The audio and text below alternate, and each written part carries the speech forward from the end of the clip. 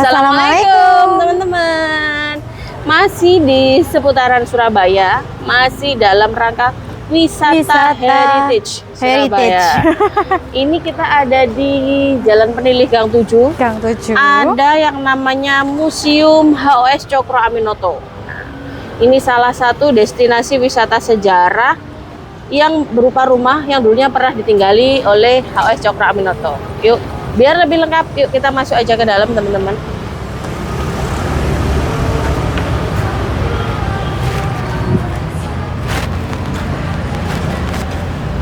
Ini judulnya kita wisata heritage ya.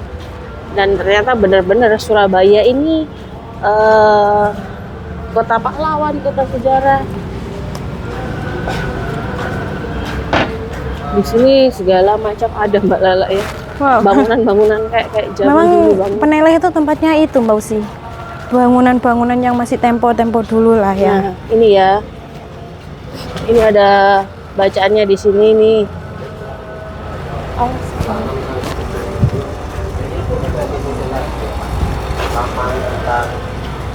sebentar ya, kita minggir dulu karena ada yang mau parkir teman-teman. Baik teman-teman, ini kita ada di museum gitu Mas ya bilangnya ya. Museum Haji Umar Said Cokro Aminoto. Nah, di sini saya berada bersama Mas siapa? Mas Fikri. Mas Fikri ini sebagai Pemandu. pemandu. Magang sebagai pemandu di museum ini. Oh gitu. Jadi rumah ini rumah asli gitu Mas ya? Ya, rumahnya dulu Pak Cokro bertempat tinggal di sini ketika beliau pindah ke Surabaya. Jadi rumah ini tidak sempat sampai ke tangan orang lain gitu mungkin? Sampai ke tangan orang lain. Jadi sepeninggal istrinya Pak Cokro yakni Ibu Suharsikin, beliau menjual rumah ini kemudian pindah ke Yogyakarta.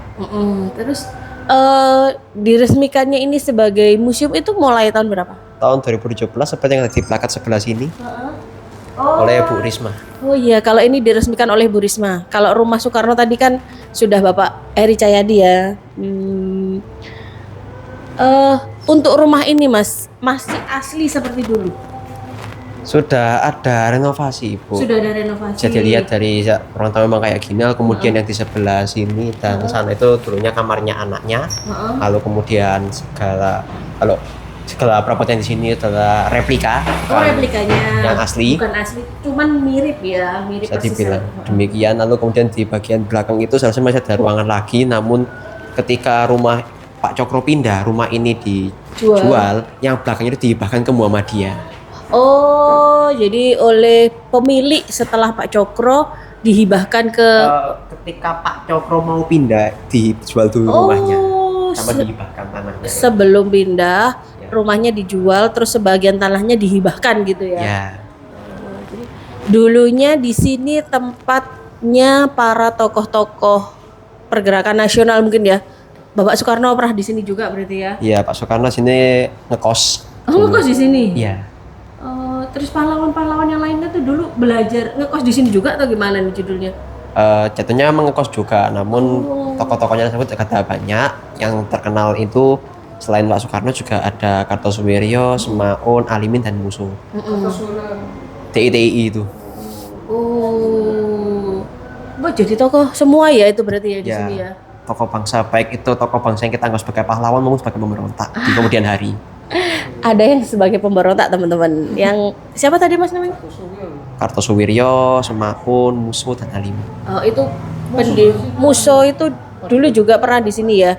Jadi itu partai komunis ya waktu itu ya. Ya, untuk Musuh, Semaun dan Alimin masuk ke PKI, Partai Komunis Indonesia. Lalu untuk Kartosuwiryo ini balik ke Islamisme dengan DITI. Oh, pergerakan Islam radikal gitu ya. Semacam gitu ya, bener ya? Iya.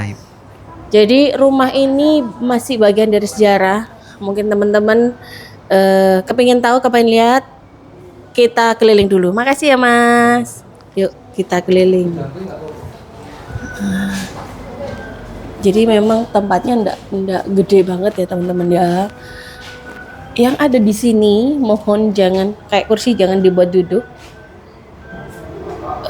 Buku-buku kalau mau baca ya hanya di sini aja gitu ya. Lah ini yang di ujung sana ada anak kos di Gang Penelih. Wah, jadi dulu anak kosnya beken ya. Ini teman-teman, bentar ya. Nah, ini nih anak kosnya.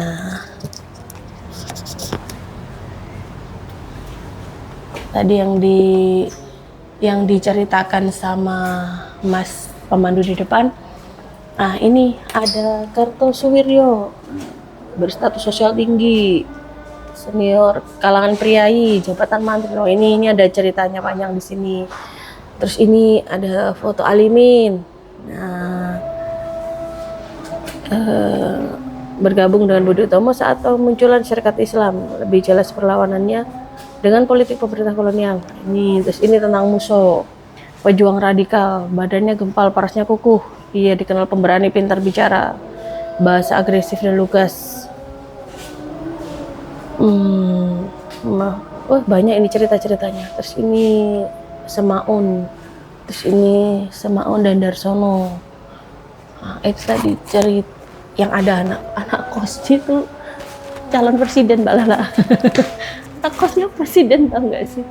Oh, terus di atas itu sebenarnya ada teman-teman, ada kamar kosnya Insinyur Soekarno. Tapi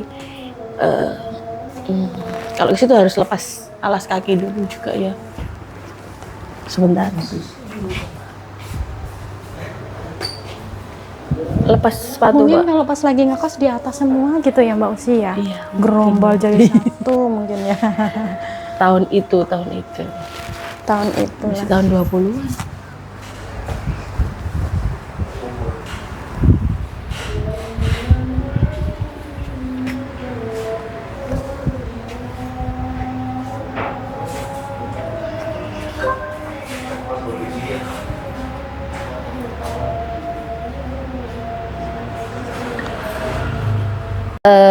Di atas ialah kamar kosnya Bapak Soekarno. Kalau teman-teman mau lihat, tim kami akan naik ya, karena tangganya terlalu curam. Sepertinya saya enggak dulu deh kalau naik. Ini ya teman-teman ya, penampakan dari kamar kosnya Bapak Insinyur Soekarno. Ya teman-teman, sekedar tahu aja. Ini tim kami ya yang naik ya.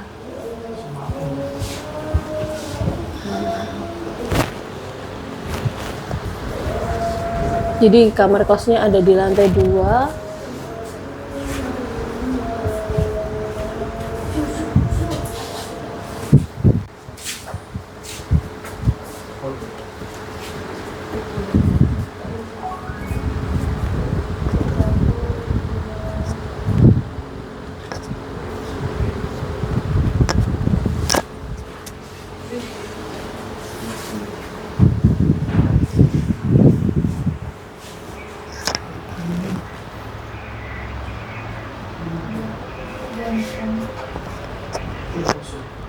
Ini teman-teman ya, ini di salah satu ruangan, yaitu kamar pribadinya Bapak HOS Cokroaminoto.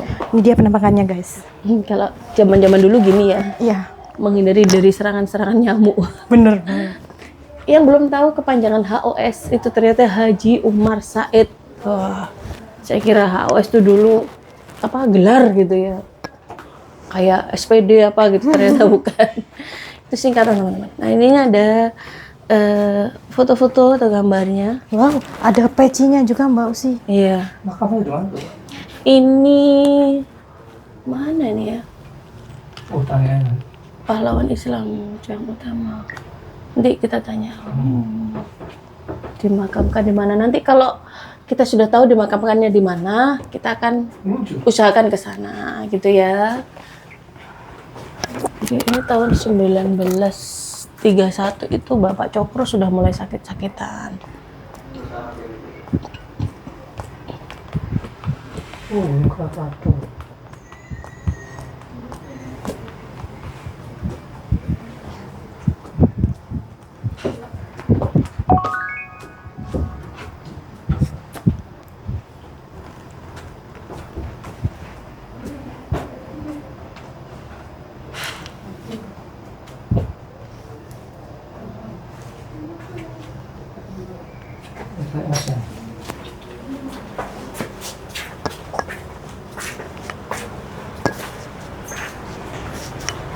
Makamnya Pak Cokro itu di mana, Mas? Di Yogyakarta itu.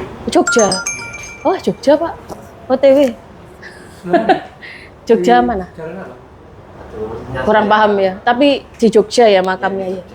Setelah ini kita OTW ke sana. Surabaya Jogja cuma 6 jam.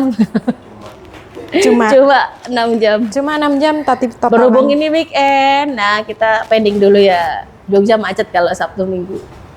Next time kita akan meluncur ke area barat, bukan ke barat mencari kitab suci ya Mbak Lala ya, bukan ya. Kita akan menelusuri jejak sejarah di daerah mulai Jawa Tengah, Jawa Barat, terus ke barat, terus sampai ke Medan. Kalau diberi rezeki umur panjang ya, kesempatan Kenapa siapa enggak? ya tuh. Kita sambil makan durian di Medan sana nanti ya. yes. Buat apa tujuannya kita? Hanya buat kalian. teman-teman Iya, ya.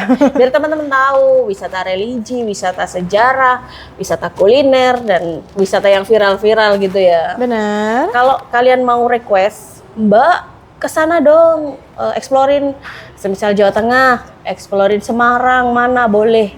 Tulis aja di kolom komentar, biar kita tahu nih, penontonnya kita tuh suka yang mana ya, Iya. makanan, atau sejarah, atau religi. Kita akan kembangkan lagi. Jadi jangan lupa apa Mbak Lala, Like dan subscribe YouTube channel kita. karena kita akan berbagi wisata sejarah, wisata kuliner, wisata religi, dan wisata-wisata yang viral lainnya. Jadi, see you next vlog teman-teman. Bye.